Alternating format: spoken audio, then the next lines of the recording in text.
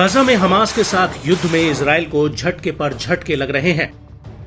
एक तरफ गाजा की एक सुरंग में 6 इजरायली बंधकों के शव मिलने से पूरे इजराइल में आक्रोश पैदा हो गया है।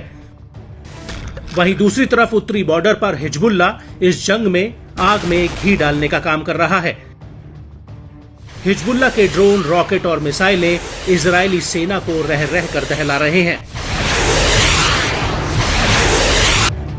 यहां तक कि आईडीएफ की तरफ से पलटवार करने के बावजूद हिजबुल्ला और ज्यादा आक्रामक हो चुका है और अब इस पूरी जंग का रुख बदलता हुआ दिख रहा है।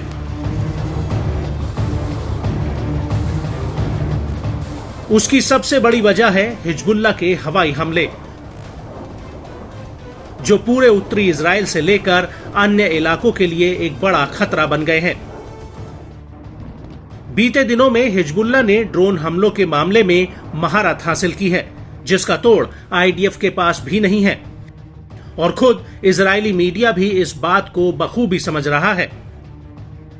दरअसल इजराइल के चैनल 12 ने अपनी एक रिपोर्ट में कहा कि हिजबुल्ला का एयर डिफेंस सिस्टम इजराइल के एयर डिफेंस सिस्टम पर हावी होता हुआ दिख रहा है।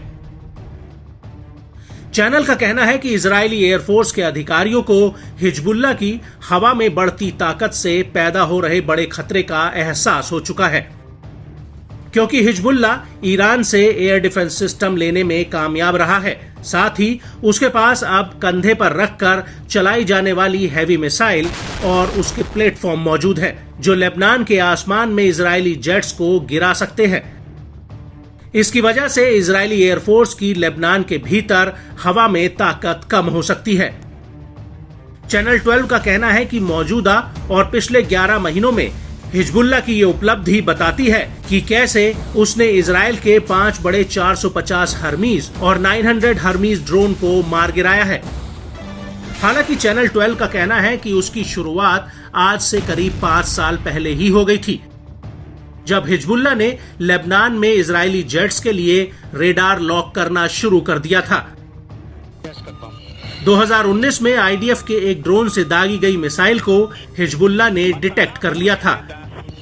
इसके अलावा 2020 और 2021 में हिजबुल्ला ने ऐसी कई मिसाइलों को डिटेक्ट किया था। हालांकि हिजबुल्ला के पास इस तरह की इंटरसेप्टर मिसाइलें कहां से आई, ये भी बड़ा सवाल है। लेकिन चैनल 12 का कहना है कि हिजबुल्ला के पास ये मिसाइलें सीरिया होते हुए समुद्र के रास्ते पहुंची हैं। यहां तक कि इन मिसाइलों की डिलीवरी में रूस के बड़े अधिकारियों का भी हाथ हो सकता है। इसके अलावा इन हथियारों को चलाने की ट्रेनिंग हिजबुल्ला को ईरान की कुद्स फोर्स से मिलती है, जिन्हें सीरिया और ईरान में ट्रेन किया गया है। और इससे भी ज्यादा बड़ी बात यह है कि लेबनान में हथियारों का जखीरा इकट्ठा करने के पीछे सीधे सीधे ईरान का हाथ है। यहां तक कि वो गाजा में हमास को भी हथियारों की सप्लाई कर रहा है, जिससे हमास के लड़ाके अभी तक मैदान में डटे हुए हैं।